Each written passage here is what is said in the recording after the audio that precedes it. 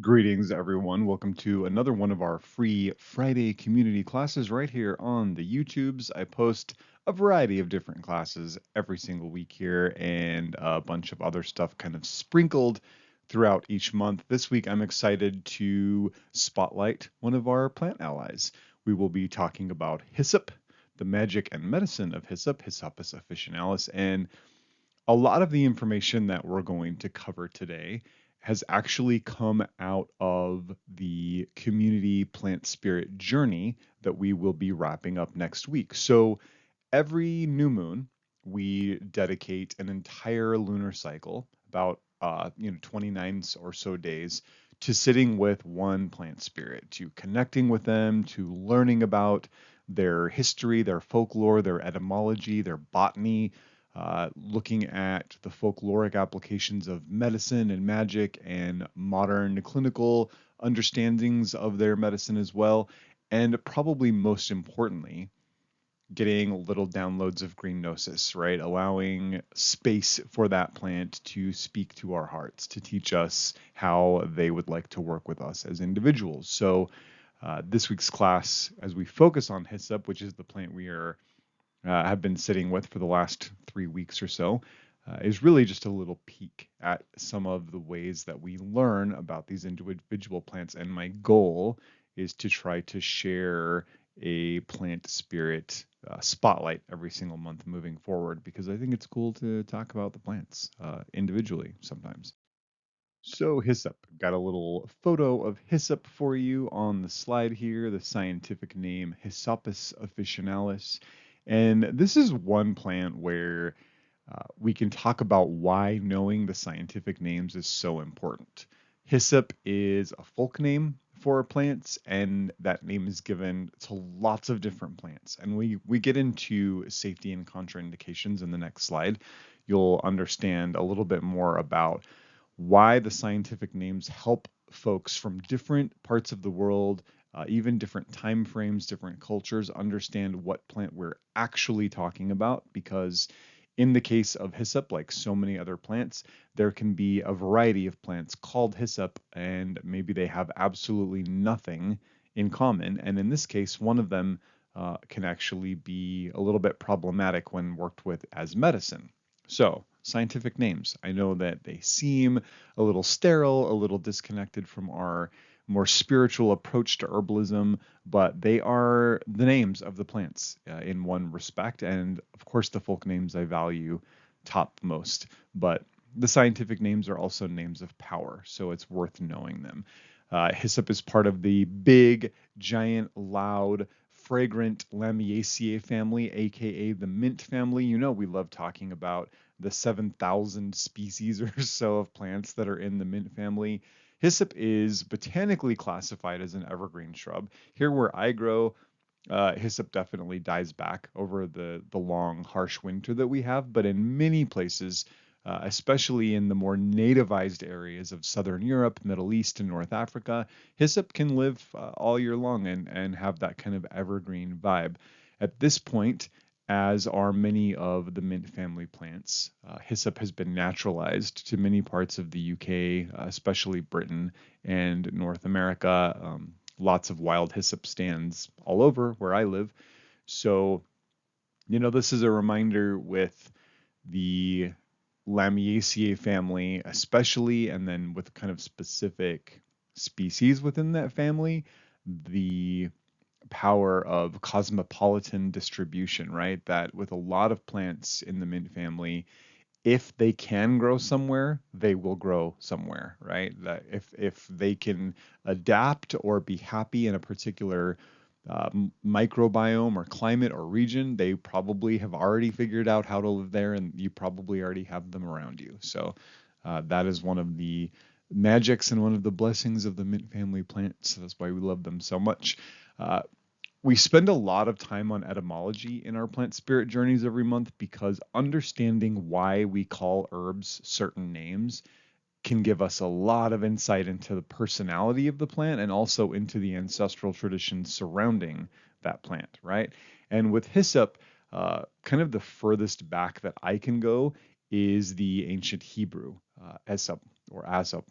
which really just translates to holy herb, right? But that's enough for me. That lets me know that at least from that culture, from a particular time frame, this herb has been seen as sacred, as a holy herb, and that people have been in relationship to this plant in a really magical way. So that tells me that we have some history, and that the more we dig around, the more we're going to find some interesting stuff, which is definitely the case with hyssop.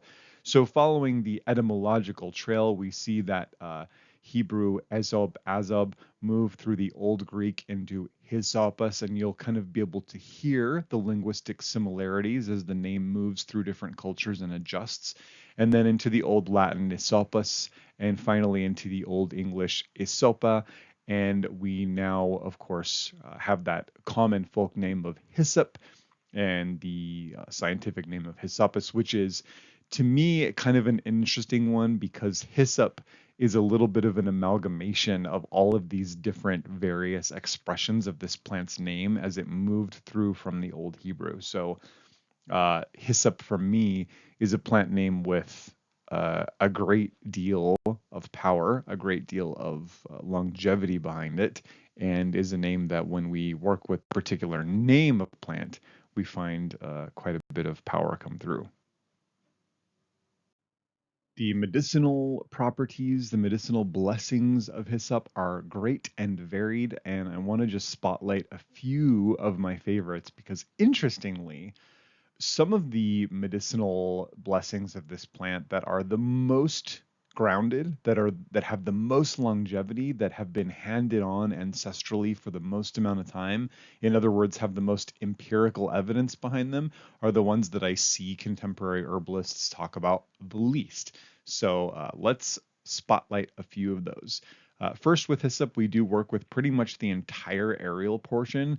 I have a particular affinity for the leaves and flowers, but you can pretty much take every part of the plant from the ground up, ensuring that you don't have any other plants getting into the crop. This is an issue with hyssop, especially when gathered in the wild, that hyssop will share space with many other kinds of plants. So if you're not really mindful about how this plant is harvested, you could end up with other plants kind of in your harvest that you didn't intend to, and of course, hoping that those plants are not going to cause you some trouble.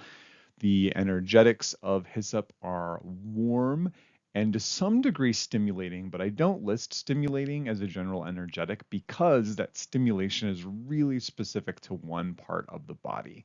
So here is an example of a plant that is definitely not an adaptogen, definitely not adaptogenic, although I have seen hyssop on people's adaptogen lists before. The fact that hyssop has particular affinities and energetic applications to specific body systems and functions takes them out of the classic definition of adaptogen. So let's look at medicine through the lens of actions. And I do this differently kind of every month. Sometimes we use the actions, sometimes we use formulations or folklore to explore the medicine, but I want to explore the medicine through actions, not only to give some familiarity to some of these terms, but to really unpack, again, that concept that hyssop has a lot of history, right? A lot of history, and we've been working with this plant for pretty much the same reasons for a really long time. So first, carminative and stomachic. So this is not my favorite application of hyssop, but we cannot deny the fact that hyssop is energetically warm, has some stimulating effect, is definitely high in the volatile and essential oils. So there's already going to be some affinity with digestion there, and that warmth, which can be a rarity in some of the mint family plants, especially the really floral ones, the sweet smelling floral ones like hyssop, is great for the stomach, right? We always want the energy, the atmosphere of the stomach to be warm and in a state of gentle movement at all times. We never want stagnation or coldness in the belly.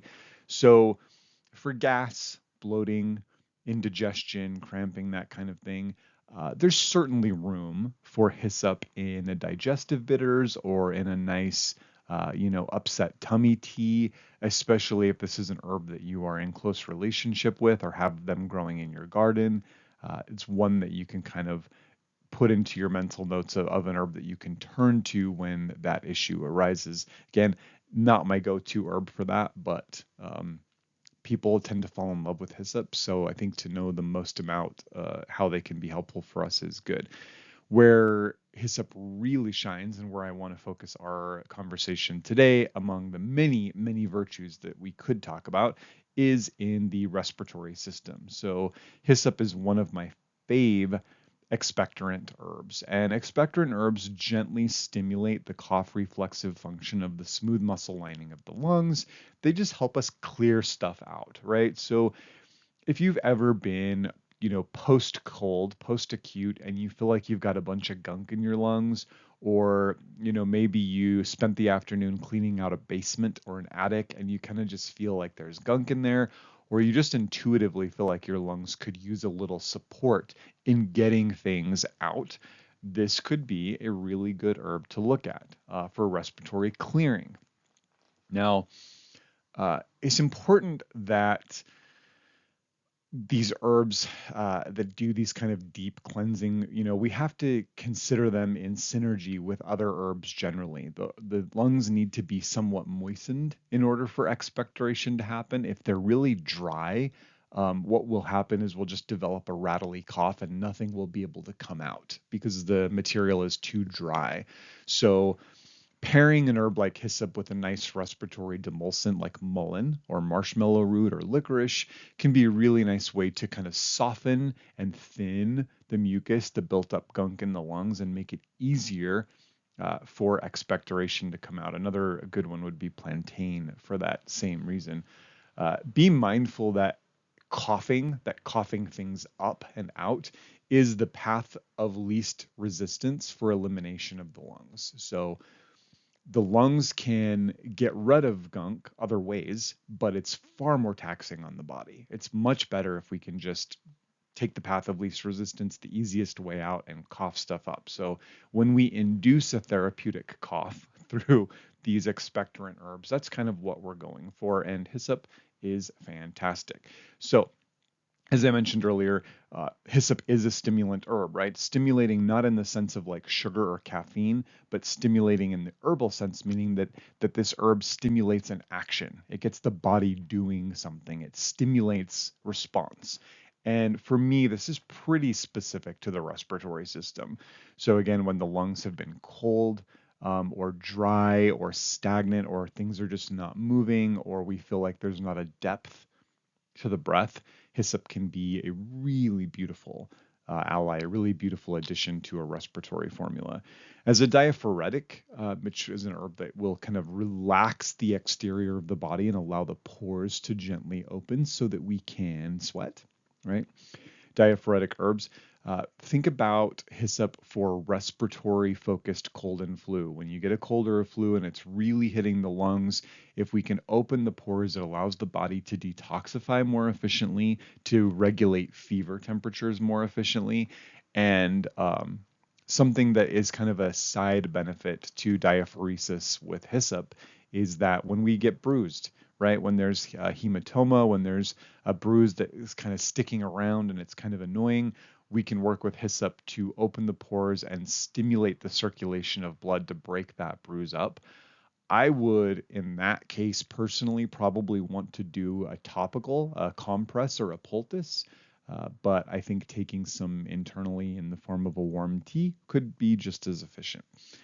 Antispasmodic, taking the spasm or the tension out of muscle tissue, really, again, specific to the respiratory system. If your legs are aching from a heavy day at the gym, will hyssop help? Maybe, but that's probably not my go-to herb. If the uh, lungs, the pleural network of muscles are tense or tight or sore or cramping because of a cough or inflammation, this is absolutely my go-to herb. And for people who have reactive respiratory issues like asthma, that where there is a cramping of the musculature, here's an herb that could be a really good friend for you. Last but not least, there is an antiseptic effect in hyssop, as is the case with most mint family plants because of their high volatile and essential oil content.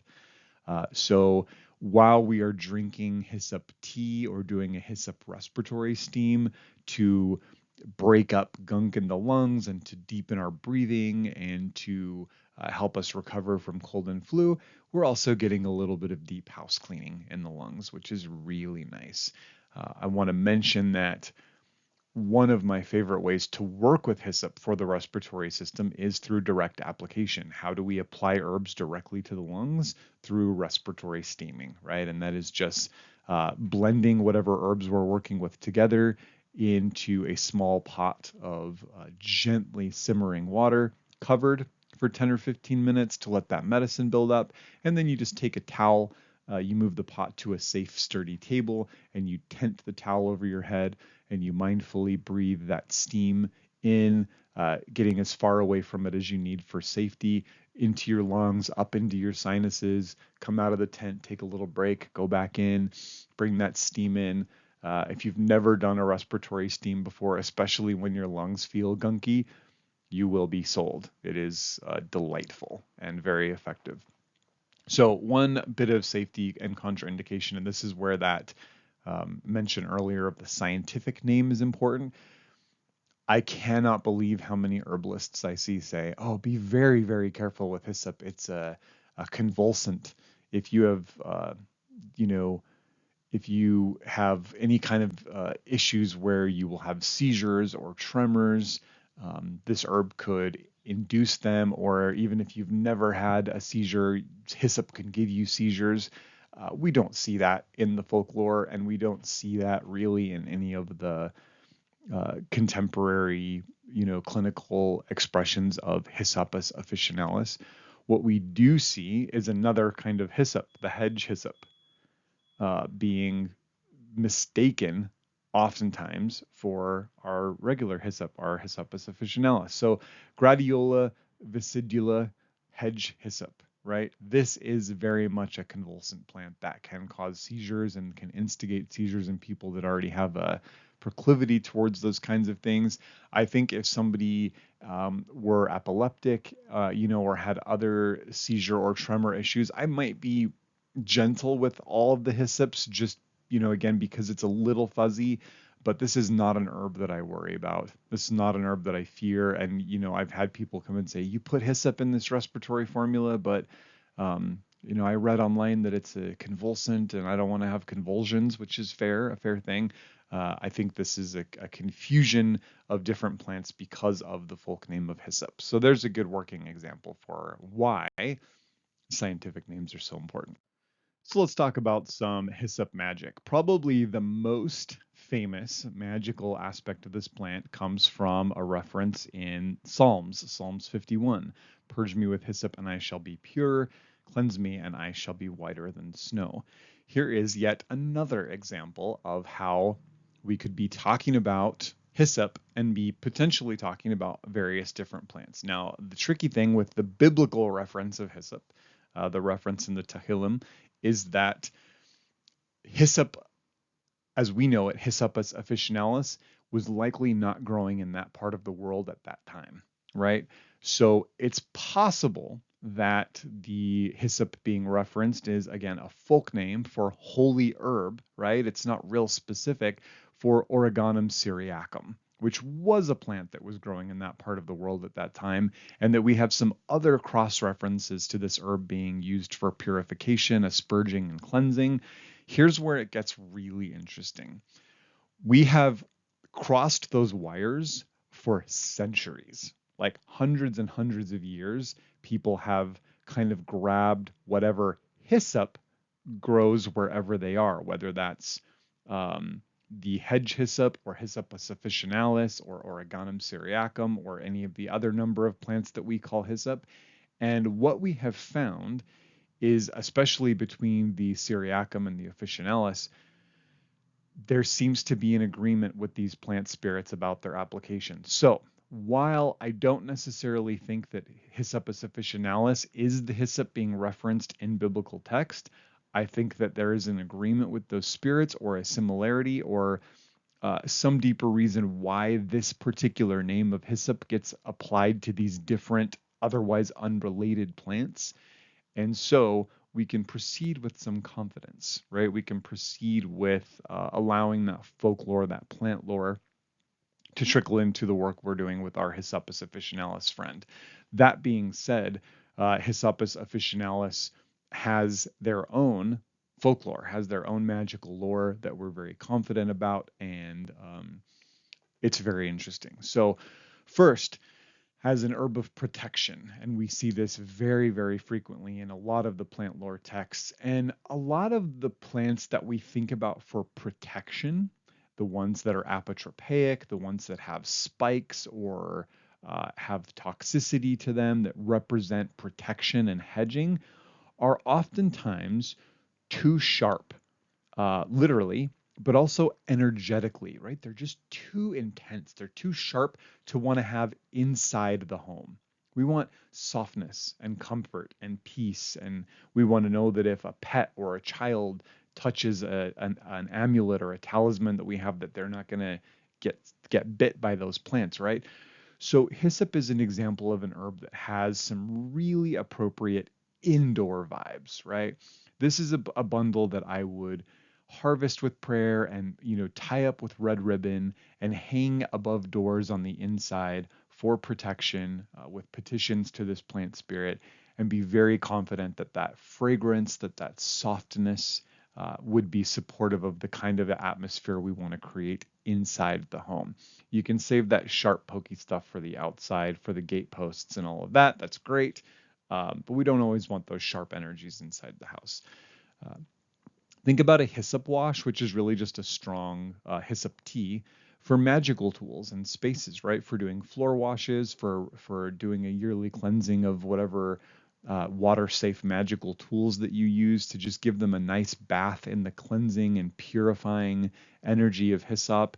It really gives them a sense of a new life, right? And to honor our tools with these cleansings and these bathings and anointings just strengthens the bond between us and just strengthens the energy that's going into them. So I think it's a really valid practice, and it's something that's worth our time. We then have the practice of asperging, which is just a fancy way for saying that we are dipping a bundle of hyssop into some water, maybe some salt water or holy water, and kind of shaking that water around a space, splashing it onto the walls, onto a group of people, onto a ritual space.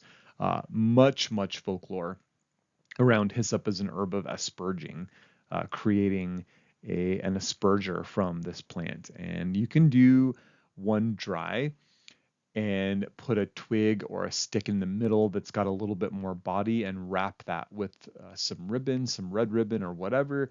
And that will really last, a year. You don't want to leave it sitting in water, but, just kind of dipping it in some salt water and then using that to sprinkle water around can be really lovely. Sin eating. This is a big part of hyssop work for me.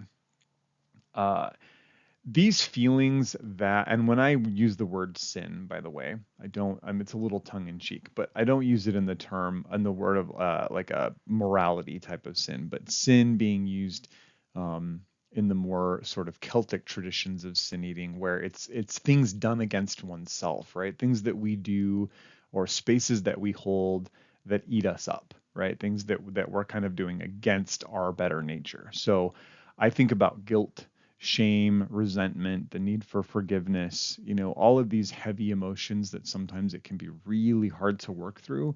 Boy, is hyssop not a fantastic ally for doing this work, for helping us to release these heavy feelings, or to get us into spaces where we're able to forgive someone or forgive ourselves so that we don't have to carry that stuff around. And that's the lesson, with hyssop and with so many mint plants, actually, that when we carry around these heavy energies that, we're trying to punish ourselves or we're unwilling to let something go, the only person that really suffers is us. Other people that are involved in a narrative don't know that we are laying in bed at night ruminating over how much we dislike them. It's just us that's being eaten up. So we can work with hyssop magically in ritual and plant spirit journeys through cleansing work, to help us soften these feelings and start to unwind them, start to release them and to let them go, because it's we are lighter and more free on the other side of guilt and shame and anger and resentment, and the inability to just let stuff go, right? So Hyssop, beautiful, beautiful ally. And um, as we've sat these last few weeks with this plant on a collective level, uh, I think these feelings will come up for a lot of people. So I'm really interesting to see how everybody landed with Hyssop. And then last but not least, a little bit of personal gnosis about Hyssop, and that's really the different, I should say, the inner mechanisms of how Hyssop cleanses. Like, we understand that Hyssop is a cleansing, protecting, purifying herb. We understand that purification on the respiratory system physically, and we understand that Hyssop is referenced as a plant of purifying and cleansing and releasing and forgiving energies on the energetic level. But how? My experience with this plant has been that hyssop is not an herb that actively banishes energies. It's not a pushy, forceful, dynamically protective plant. Rather, this is an herb that comes into a body, comes into an energy field, comes into a space, comes into a memory or a belief pattern, and lifts the energy up to the point where anything lower, anything less harmonized just can't be there anymore. This is not an herb of forceful cleansing, but an herb of blessing and saning and raising up the vibration of a situation to the point where anything unwanted just kind of finds its way out, right? Remember the diaphoretic action of Hyssop. Hyssop will open windows, right? Windows and doors in the body, windows and doors in the life, to allow the things that should not be within to find their way out. And I bring that up because for me, that is so much the feeling of sitting with this plant, that there's a gentleness, but a deepness. There is a thoroughness and cleansing, but a delicacy, and I think that when folks need to do some of these deeper works of cleansing and releasing, the last thing that we want is intensity. The last thing that we want is to be pushed around or to have our whole life rocked, to make room for that to happen. That sometimes gentleness is exactly the way that nature wants to harmonize things, right? That it's not always these heroic, ritualized experiences. Sometimes it's gentle and it takes a season or two, and it's floral and fragrant and soft and sweet. And I don't know about you, but I'm fine with that, right? So before we go, I want to share a recipe with you. This is for hyssop water, which generally just contains hyssop, but I like to bring in some other cleansing, uplifting, antiseptic mint family plants to really make this special. So, in order to do hyssop water the way that I make it, you will need a pint jar, or really any size canning jar. You can kind of adjust this recipe as needed, and you will need some vodka, and then you will need the following herbs dried. So we're going to take our pint jar or whatever size jar that you are using and fill it about halfway with dried hyssop. And then that remaining 50% of the jar, you're going to fill 10% or so of that of lavender. Don't overthink it. Nothing's going to happen if you put more lavender and less hyssop. If you really love lavender, you can really be creative here. But roughly 10% of that remaining space is going to be lavender, 10% thyme, 10% sage, and this is garden sage, Salvia officinalis, and 10% mint. Could be peppermint or spearmint or even lemon balm. These are such uplifting, beautiful plants, and they play really well together. And we're going to top that off with vodka. So just gently pour the vodka into the jar, letting it seep in, put a lid on it, label it, shake it really well. When you check on it the next day, you may need to add a little bit more vodka. That's fine. And then I would let this macerate for 2 weeks. If you want to craft this the way that I craft medicine, you'll start this on the new moon and you'll finish it 2 weeks later on the full moon, right? So then we will strain and filter. So straining is just running this through some cheesecloth, and then filtering is running that through a paper coffee filter. You could add in some essential oils if you like, but I would stick to the essential oils of the plants that are actually in the hyssop water. So maybe adding a little bit of hyssop and lavender, thyme, sage, pepper. You could add a little bit of all of them to make it smell good, or you can just leave it as is.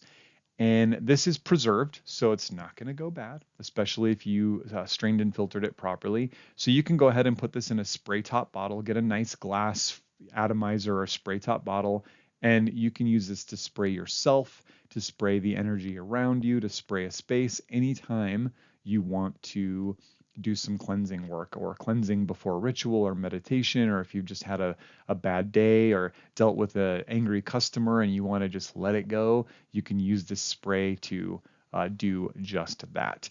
I do have a class for patrons. In the advanced classes section, you'll find a class called Advanced Tincture Making. You could make this in that way and end up with the ultra potent hyssop water in the style that I make it when I make it and send it out to you guys. In the photo here, this is my last batch of hyssop water that I made. I also did add some echinacea flowers, so you'll see a nice big fresh echinacea flower sitting in there. So again, so much room for creativity, but hyssop is really our main carrying ally here in making water. So I encourage you to, not just learn about these plants, but go work with them. Whether that's making some hyssop tea and adding to a bath or to your mop water, or finding some hyssop hydrosol to work with for cleansing, or making hyssop water, which is great. Having hyssop around for when those respiratory woes strike. This is how we really come to know how plants work, which is why we journey with them, right? So when we sit with these plant spirits for a few days or a few weeks or a few months, it allows time for the link between us and them to strengthen, for the ways between us to open. And we start to have personal experiences with what we hear from the lore, what we hear about their medicine or their magic, what has been handed down in plant lore and stories and empirical evidence, and what's been discovered in contemporary clinical evidence, right? We start to hold that wisdom in our body. And we create enough space and enough silence that the plant can also teach us directly. They can inspire us to understand uh, deeper things about them, but also maybe ways they can work with us uniquely, right? Just for us, just specific to us. And when we have that level of connection to plants, even if, we dedicate 1 month to sitting with a plant and then we move on to the next plant, you can be assured that that link remains, and that when it is time for hyssop or whomever to be called into your life, or maybe if this plant is relevant for somebody you're working with, that link is there, and that plant will be able to sort of rattle up in your bones, and you will just have that intuitive knowing that this is a hyssop situation, right? Because you have sat with hyssop, you know this plant personally. uh, you are giving the plant with a type of power and a type of investment that's different than somebody just knowing some things about a plant and giving it to somebody. So these plant spirit journeys are very, very powerful. Uh, in addition to those monthly plant spirit journeys that we do as a community, we also do a monthly advanced class. We do spiritual herbalism courses that are always happening. You can take them when you want, where you want, how you want. We do the guided plant spirit journeys starting every new moon. The newer offering of Through the Hedge, where I show you behind the scenes of me doing crafting work for clients. We do a monthly Q&A. We do a monthly book club with interviews and all kinds of other stuff. So if this is the kind of thing that interviews you, I've got details for you down in the details below. Hopefully this has inspired you to become friends with Hyssop. What an incredible plant ally with so many different stories. And with that, I will send you out in the world to go find your nearest Mint family friend and say hi. I'll see you next time.